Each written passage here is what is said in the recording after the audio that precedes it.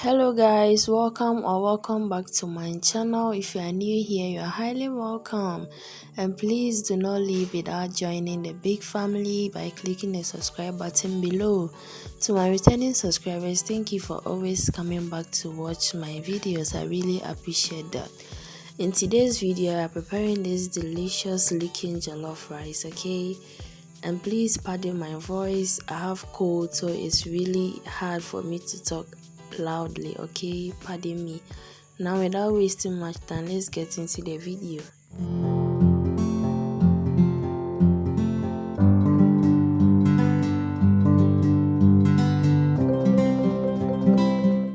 Now let's go through our ingredients. We have our fresh tomatoes, onions, pepper, curry powder, tomato paste, green pepper. We have our carrots, garlic, spring onion, dry rosemary. We have black pepper. Yes, that is crushed black pepper.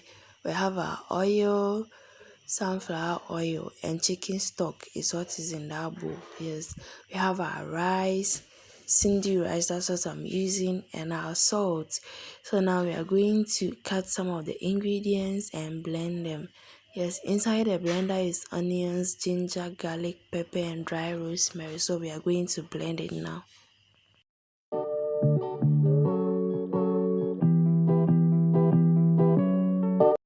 In a heated pan, I'll add in my oil. I'm using sunflower oil. You can use any oil of your choice. I'll let it heat up before adding in my onions. Yes, I'm using this much oil because my rice is a lot. You can choose to use more or little. Then my onions are going in. I'll gently stir it and let it fry until translucent.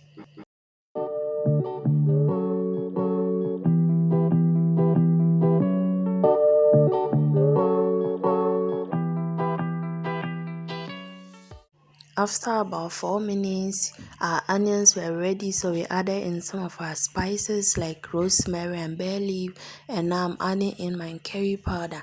I like to add the spices in the hot oil because it helps intensifies their flavors, okay? So that's what I do, and then I'll stir it for a minute. You don't want to stir for too long, if not your curry powder will burn.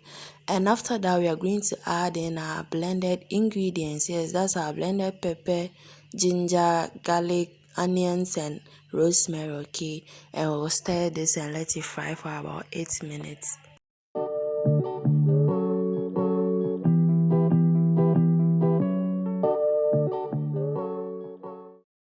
We are back now to check on our pepper. It's ready, so we are adding in our tomato paste.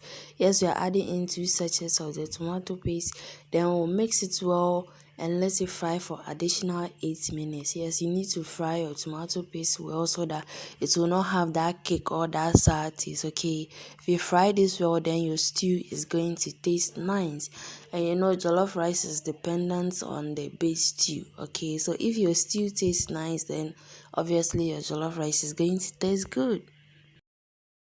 While that is frying, let's blend our fresh tomatoes while we wait.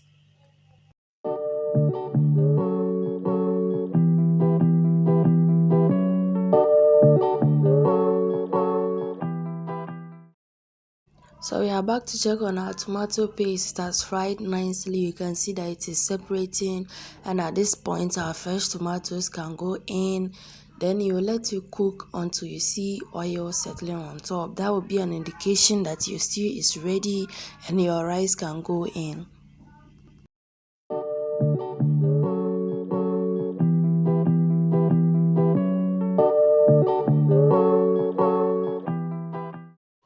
We are back. We are checking on our stew. It is doing well. It is boiling nicely. At this point, I added in the chicken stock and I tasted for salt. It needed a little bit more, so I'm going to add more salt and then also add black pepper. Okay, you can choose to add seasoning cube at this point, but I don't use that, just salt.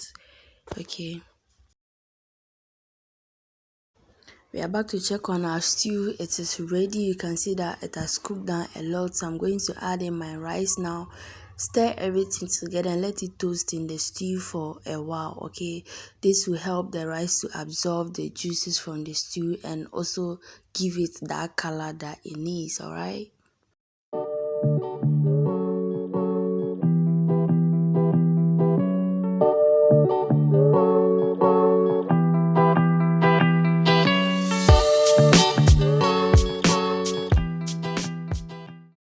We're checking on our rice now. It has been toasting in the stew for about 6 minutes. We are going to stir it up and add in water to cook it, okay? And we are not adding a lot of water. We are just adding water to the level of the rice, okay? So that it doesn't become mushy when it's done. We don't want that. If you add a lot of water, it will become mushy when it is done. And we don't want mushy jollof rice. So we just add the water little by little until it is at the level that we want, okay? Jollof rice don't necessarily need water to cook. It needs steam, so you don't need to add a lot of water to it.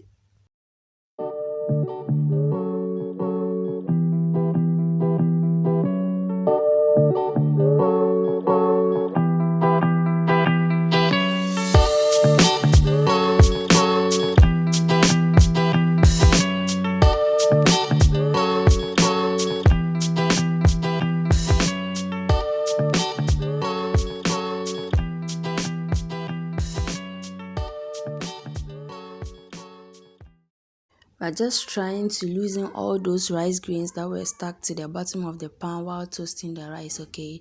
And then after that, we tasted for salt. It was just fine. So we'll lower the fire at this point and cover the pot. Let it do its thing, okay?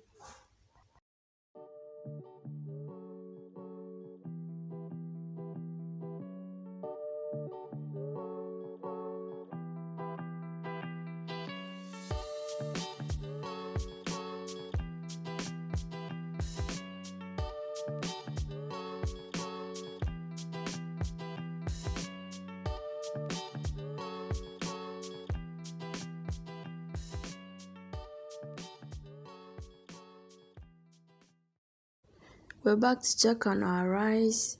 It has been boiling for about 6 minutes and then we are here to turn it. Jollof rice needs stirring. You have to stir it in the beginning, in the middle and in the end so that you make sure the steam runs through and through for your rice to cook well, okay?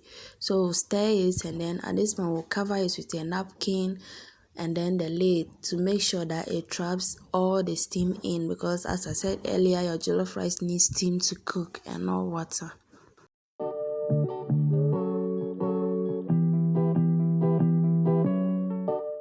We are back to check on our rice again. Yes, it is doing well at this point. So we are just going to lift it, yes, like this, to make sure the steam runs through every corner of the pot, okay? At this point, I like to poke holes into it, just trying to make a way for the steam to go through every part of it, for every grain of rice to cook nicely, okay? After this, we'll cover it with the napkin again and the lid, and then for some few minutes, we'll come back and check. We're checking on our rice again. At this point, it's almost done. It will use about 5 minutes to be done. So we just added in our vegetables. We don't want the veggies to lose their crunch. That's why we didn't add it in earlier. But at this point, about 5 minutes, it will be just fine, okay?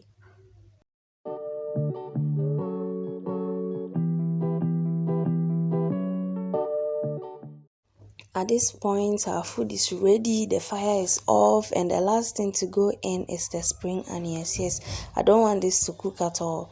I like the freshness that it brings to the food. And we'll mix it all up and food is ready to be served. I like to eat my jollof rice with shito or green chili sauce, and that's what I've done. Okay, thank you guys so much for watching. I hope you enjoyed the video and I'll see you in the next one. Bye.